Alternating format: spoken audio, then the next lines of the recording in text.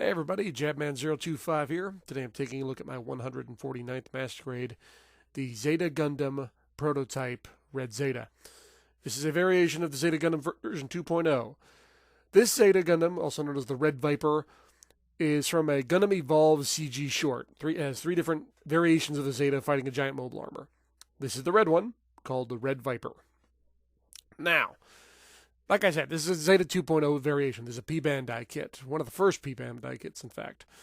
And it's pretty heavy modification. This isn't just a color swap. You can see the chest and the front and the shoulders and the head even is modified a little. It has that horn on the front, which makes transformation even that much more difficult. Yes, I know. Because it just doesn't want to fit through a certain hole. It's such a pain. But you can really start to see things coming together. This is a bit of a sticker-heavy kit. I'll say that up front. Here's some stickers here, but it has some metal foil, so I don't mind. But here's the kicker. If we look at the back here, that is a sticker. And at first glance, it doesn't look that bad. On second or third or fourth glance, it looks pretty bad. And this is all the stickers that come on it. And these aren't like those good vinyl stickers. This is just regular old stickers. And they suck.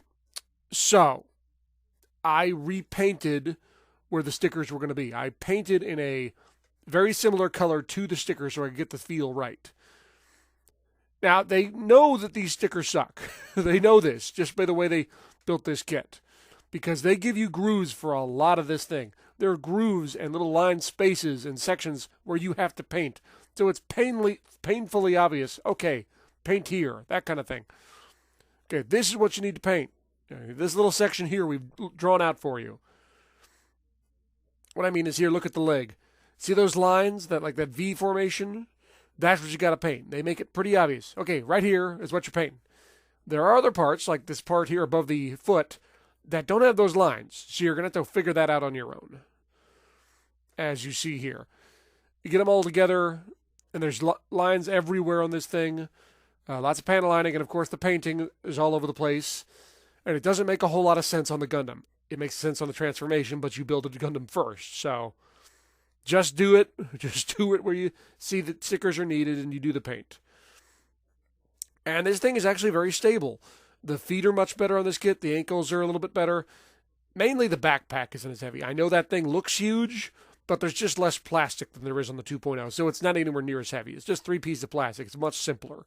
Even if it is bigger, it doesn't weigh as much. And he can stand up just fine. Lots of crazy poses, not so much, but still. Accessories. Got this tiny little handgun and a shield down here.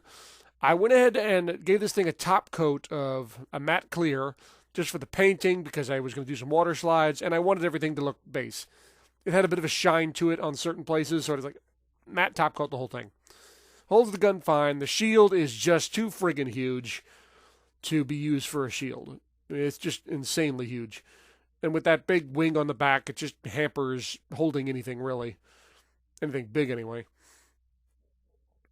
And, of course, the action stand. Big old giant action stand that comes with the Zeta 2.0.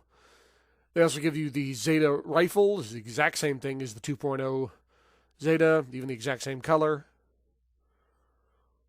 And they gave you a Hyper Mega Launcher, which is the exact same thing as the 2.0, except that one was blue and this one is red. That's cool. This thing also comes with 2 beam sabers hooked in the side skirt, which I forgot to film, but just standard beam sabers. Next to the Zeta 2.0, you can see what I mean. With the Hyper Mega Launcher, blue and red, and the shield, you can see it's just so much bigger than the 2.0 Zeta. And it's awkward to pose with that 2.0 Zeta shield, but possible.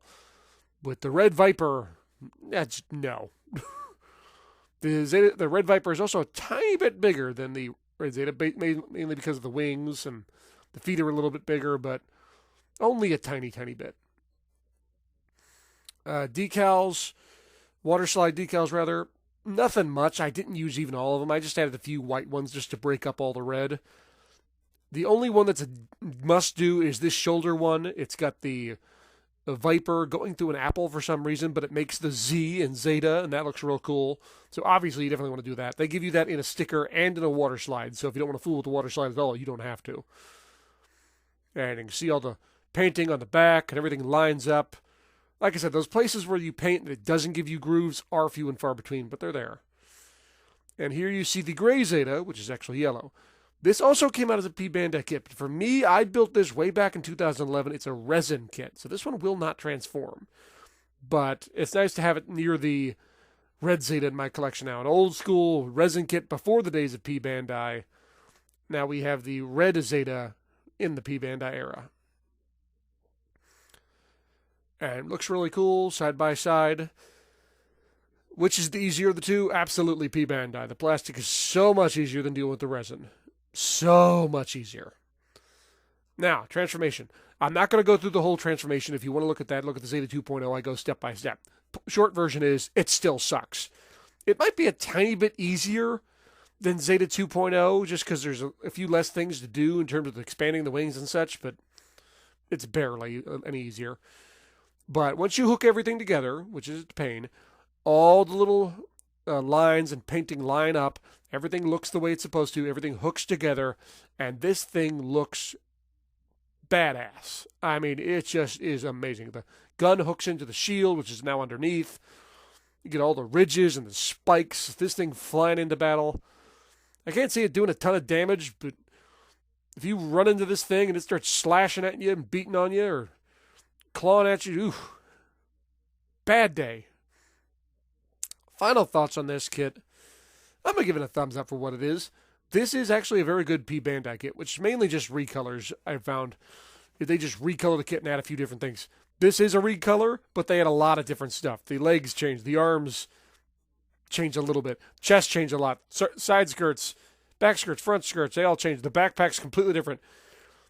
And they give you, extra decals, extra accessories, really. You're never going to use those guns, but it's nice that they're there.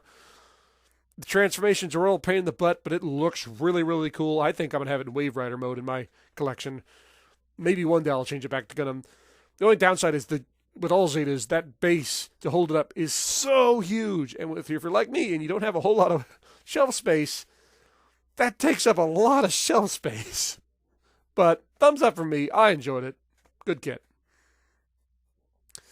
Well, guys, thanks for watching. I hope you enjoyed this review. I hope you found it informative. If you have any questions, please ask them. I will answer them as best I can. Please stay tuned for more. I always got more reviews coming. Please check out my contest I'm running. We're going to be giving away a Master Grade Dynamis at the end of March. See you guys next time. Oh, and one more thing. No. No, no, no, no, no, no, no, no, no, no, no, no, no. No, no, no, no, no, no, no, no, no, no, no, no, no, no, no, no, no, no.